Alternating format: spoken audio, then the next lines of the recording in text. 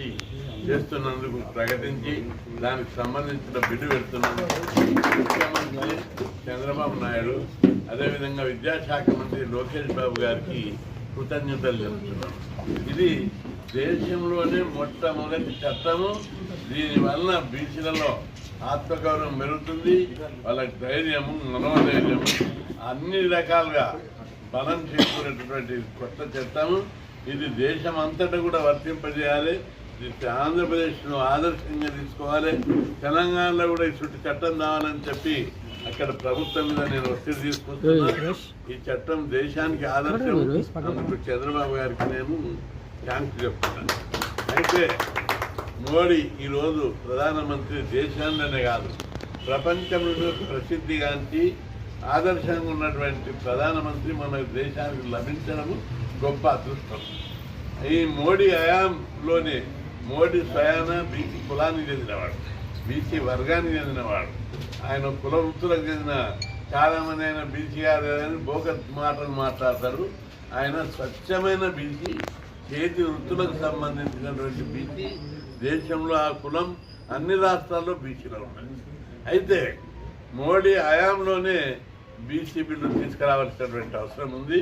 BC bill కోసం 30 ఏళ్ల నుంచి మేమంతా కొట్టాడుతున్నాం. సీను నాగేశ్వరరావు గారి సీను ఇక్కడ బీసీ ఉద్యమానికి పునాది సీను, పెద్ద మురళి, వీళ్ళందరూ చాలా రోజులుగా పోరాడి బీసీ ఉద్యమాన్ని కర్నూలులో వాడల మండలకు పూలే విగ్రహాలు పెట్టి ఉద్యమ నిర్మాణం చేసి చాలా బలంగా తయారు చేసి నాయకత్వాన్ని పెంచారు. అందుకు వారిని నేను అభినందిస్తున్నా.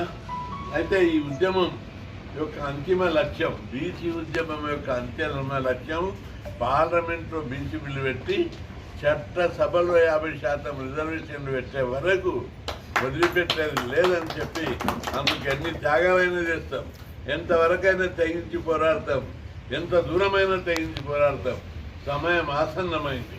ఈరోజు తెలంగాణలో local body reservation high court stay ఇస్తే గప్పున లేచి తెలంగాణ ప్రజలందరూ బంధించి పల్లె నుంచి పట్టణం దాకా బస్సులు నడవలేదు, స్కూళ్ళు నడవలేదు, షాపులు తెరవలేదు. మొత్తం చరిత్రాత్మకమైనటువంటి బంద్ జరిగింది. ఈ బంద్ చూసిన తర్వాత కేంద్ర ప్రభుత్వం కూడా బీసీల మనోభావాలు, బీసీల యొక్క ఆలోచన విధానాన్ని, వాళ్ళు ప్రగాఢమైన కోరికలను కేంద్ర ప్రభుత్వం పరిశీలనలో తీవ్రంగా చేస్తుంది. అందుకే పార్లమెంట్లో బీసీ బిల్లు పెట్టడానికి బీసీ సంఘాలన్నీ కూడా పోరాటం చేయడానికి సిద్ధపడాలి. పోరాటం లోపల ఏదో సాంప్రదాయంగా 2 ప్రెస్ కాన్ఫరెన్స్లు పెట్టి లేకపోతే రిప్రజెంటేషన్ కాదు, మిలిటెంట్ పోరాటాలకు సిద్ధం కావాలి. మిలిటెంట్ ఉద్యమ పంతాన్ని మార్చాలి.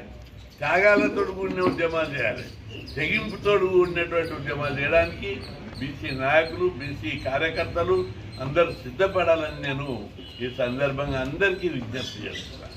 ఎందుకంటే ఈరోజు దేశంలో ఎక్కడైనా స్కీములు మన రాష్ట్రంలో ఉన్నాయి. తెలుగు రాష్ట్రాల్లో 6000 హాస్టళ్ళు ఉన్నాయి, 2 కలిసి 1500 గురుకుల పాఠశాలలు ఉన్నాయి. ఈ గురుకుల పాఠశాలలు అనేది దేశంలో ఎక్కడ లేదు. ఇది 1982లో అప్పటి ముఖ్యమంత్రి విజయభాస్కర్ రెడ్డి ఉండగా నేను విద్యార్థి నాయకుడుగా Osmania university law college president ఉన్నా. అనేక ధర్నాలు చేశాక గొప్ప ముఖ్యమంత్రి విజయభాస్కర్ రెడ్డి గారు ఆయన వెంటనే స్పందించి ఒప్పుకున్నాడు. 46 స్కూళ్ళు ఒప్పుకున్నాడు. ఆ తర్వాత పోరాడుతుంటే ఈరోజు 500కి రీచ్ అయింది. మంచి కార్పొరేట్ విద్య, క్వాలిటీ విద్య, ఉన్నతమైన విద్యా ప్రమాణాలు కావాలని విద్య ఈ గురుకులాలలో లభిస్తుంది. అలా చదివిన వాళ్ళందరూ డాక్టర్లు, ఇంజనీర్లు, కలెక్టర్లు, సివిల్ సర్వీసులు, బ్యాంకు మేనేజర్లు, ఉన్నతమైన జాబుల్లో ఉన్న దళితులు, బీసీలు అంటే గురుకులాలే కాదు. అటువంటి గురుకులాల పాఠశాలలో మనం పెట్టించుకున్నాం, పోరాటం చేసి పెట్టించుకున్నాం.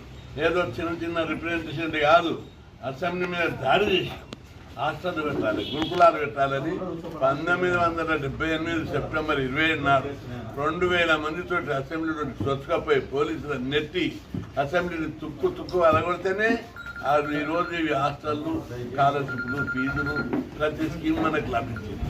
ఇవన్నీ మిలిటెంట్ పోరాటాల ద్వారా మాత్రమే సాధ్యమనేది బీసీ కార్యకర్తలు గుర్తుంచుకోవాలి. ఇప్పుడు కూడా ఈ వయసులో కూడా నేను మిలిటెంట్ పోరాటాలు చేయాలని ఉత్సాహపడుతున్నా. యువకులు ముందుకు రావాలి.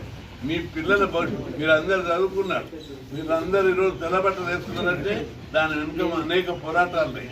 పక్కకి కర్ణాటక ఉంది, పక్కకి తమిళనాడు ఉంది. అక్కడ గురుకులాలు ఎందుకు లేవు? ఫీజు రియంబర్స్మెంట్ ఎందుకు లేవు?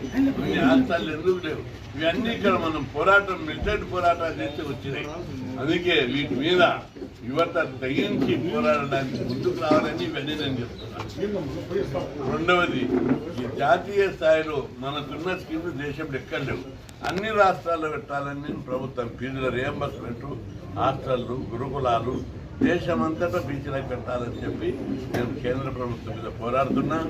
కేంద్రంలో ప్రత్యేక మంత్రిత్వ శాఖ లేదు, బీసీలకు ప్రత్యేక మంత్రిత్వ శాఖ పెట్టాలి. మొదట ఉమ్మడి రాష్ట్రంలో కూడా బీసీలకు లేకుండే, తమిళనాడు కర్ణాటకలో లేకుండే. పోయి కొట్లాడితే ప్రత్యేక మంత్రిత్వ శాఖ వచ్చింది. ఇప్పుడు కూడా కేంద్రంలో ప్రత్యేక మంత్రిత్వ శాఖ పెట్టాలి. ఏటా 2 లక్షల కోట్ల బడ్జెట్ కేటాయించి ఫీజు రియంబర్స్మెంట్, స్కాలర్షిప్లకు, హాస్టళ్లకు పెద్ద ఎత్తున బడ్జెట్ రిలీజ్ చేయాలని చెప్పి నేను డిమాండ్ చేస్తున్నాను. అదేవిధంగా బీసీ ఉద్యోగులు చాలా తక్కువ ఉన్నారు. ఉన్నత స్థాయి పోస్టుల్లో 10% కూడా లేరు. ఉదాహరణకు నేను చెప్తా, కేంద్రంలో 100 మంది కేంద్ర ప్రభుత్వంలో ప్రిన్సిపల్ సెక్రటరీలు. దేశ పరిపాలన అంతా వాళ్ళ చేత వాళ్ళ సంతకాల మీద నడుస్తుంది. అందులో బీసీలను లెక్కించే ముగ్గురు. ఇదే నా దేశాన్ని ప్రజాస్వామ్యమని మేము ప్రశ్నిస్తున్నాం. ఇదే నా సామాజిక న్యాయం. ఈ దేశంలో బీసీలను ఇంత తక్కువ చూస్తారని మేము ఈరోజు ప్రశ్నిస్తున్నాం. అందుకే బీసీలు తిరగబడి పోరాడు. ఇది ప్రజాస్వామ్యం, ఎవరి రాజకీయ వ్యవస్థ కాదు. ప్రజాస్వామ్యం. మనం ఓట్లేసని ప్రభుత్వాలు ఏర్పడు. ఓట్లేసిన దగ్గర మనకు వాటా ఉంది, అప్పులు తెచ్చిన దగ్గర మనకు వాటా ఉంది, అధికారంలో వాటా లేదు, సంపదల వాటా లేదు.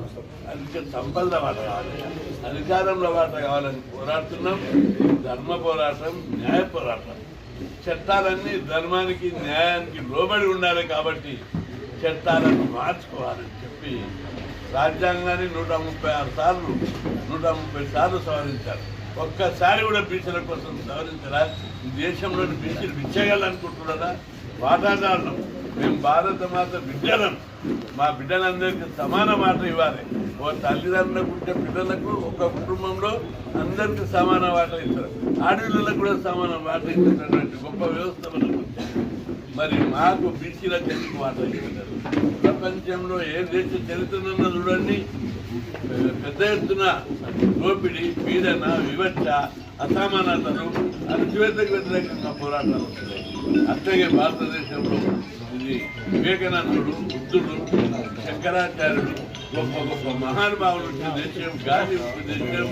కాబట్టి మన దేశంలో సామాజిక న్యాయం, ఆర్థిక సమానత్వం లభించే వరకు ఇవన్నీ పోరాటాలు కొనసాగుతాయని చెప్పి నేను సందర్భంగా చెప్తున్నా.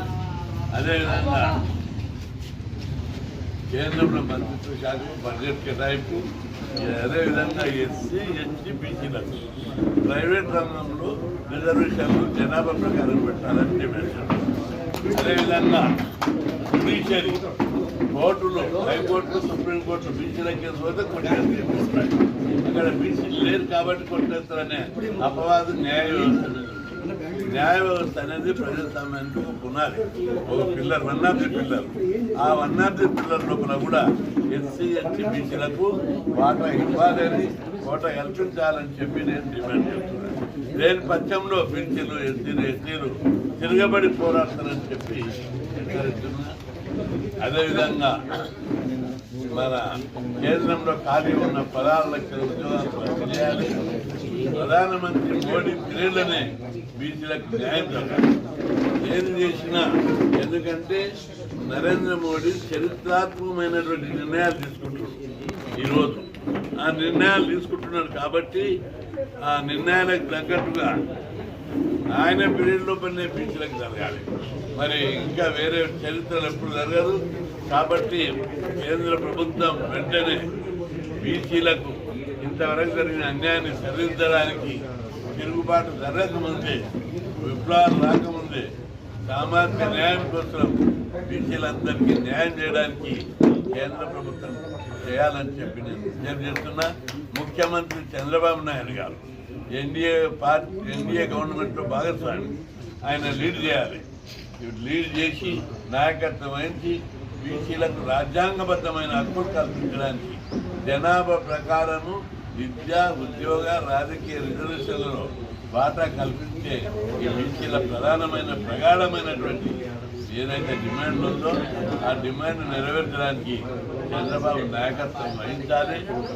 అన్ని కుల సంఘాలను అఖిల పక్షాలను తీసుకుపోయి ప్రధానమంత్రిని కలిసి విజ్ఞప్తి చేయాలని విజ్ఞప్తి చేస్తున్నారు.